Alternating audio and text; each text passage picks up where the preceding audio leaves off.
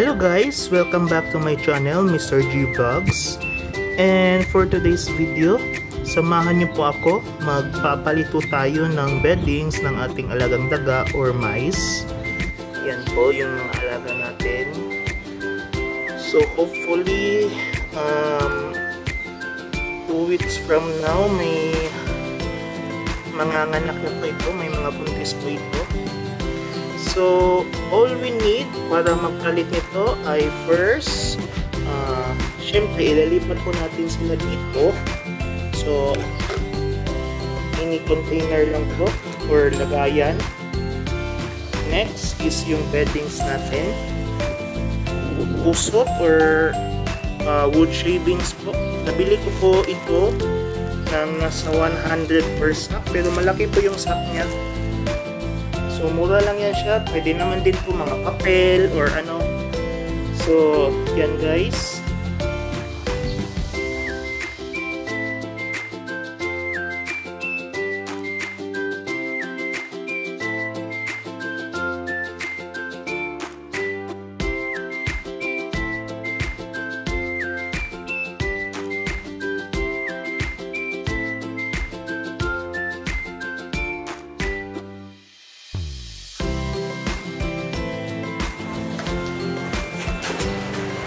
So guys, yan po, nalipat na natin sila.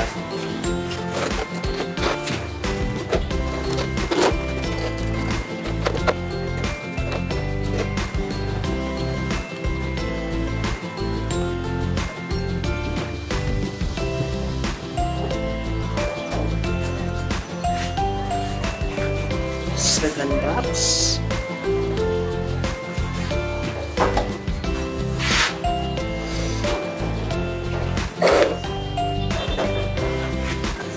So yan guys, natanggal na ho natin sila or nailipat na natin sila. Next ay itatapan na natin itong mga old beddings nila. First, tinanggal ko muna yung mga hide nila. Kailangan kasi nila ng mga hide para mahilig kasi yan sila magtago. So yan po.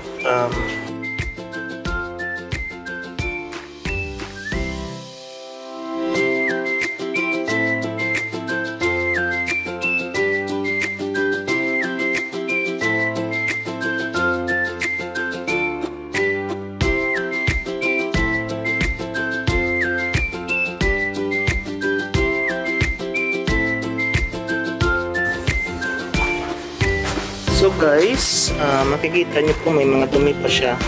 So ang gagawin natin ito ay huhugasan natin. Sasabunin ko para mas malinis.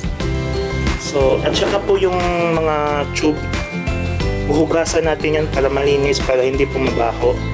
Ihi po kasi yan, mga ihi.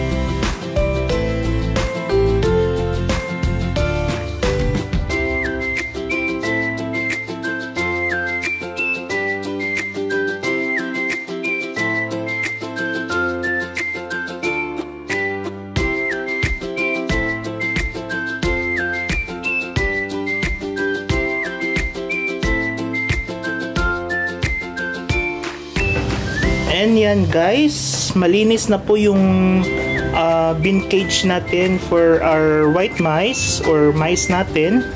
So i-ready na natin, lalagyan na natin ng beddings at isi-set up na natin.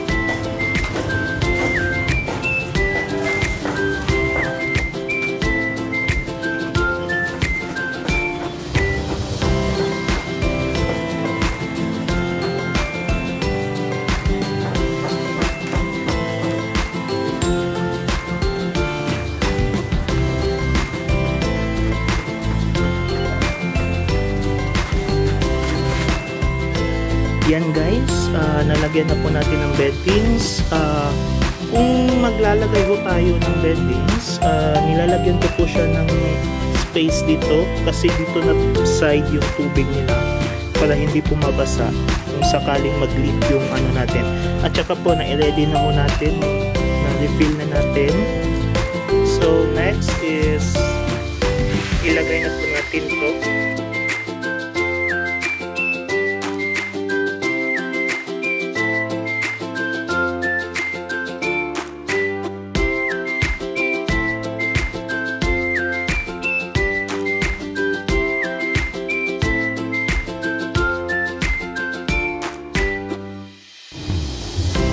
Okay, set up na natin.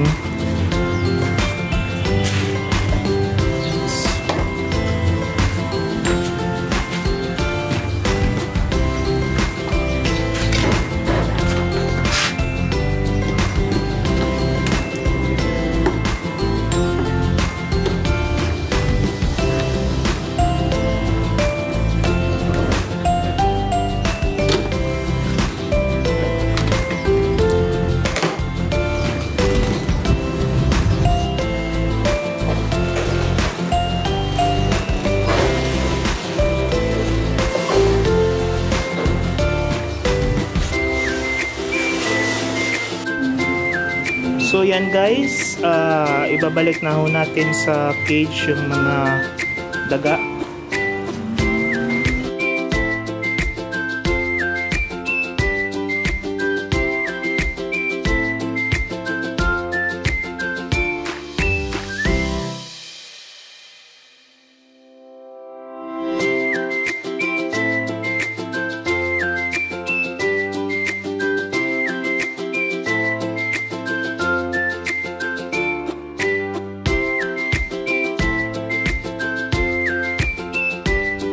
Yan guys, na-set up na ho natin.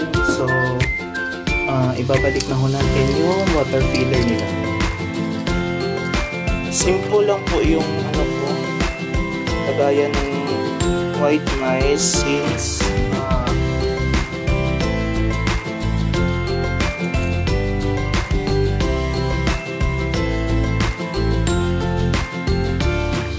and okay na po. So yan, nililista ko po yung date kung kailan tayo nagpapalit. So usually po 3 days yung interval. So if ngayon 24, next change natin is sa 27. So every 3 days, so Sunday, today is Thursday, so Sunday ulit tayo magpapalit. So guys, that's for today's video. So yan po, malinis na po ulit. So, recap lang po, every 3 days po ako nag-change ng beddings. And if mag-change po ng beddings, kailangan ho natin syempre yung kusot or wood shaving or kahit papel, pwede po. And sinasabunan ho natin yung yung cage nila para mas mabango po, mas malinis. Tanggal po yung panghinang ihi nila. So guys, thank you for watching, and that's all for today's video. This is Mr. G Vlogs.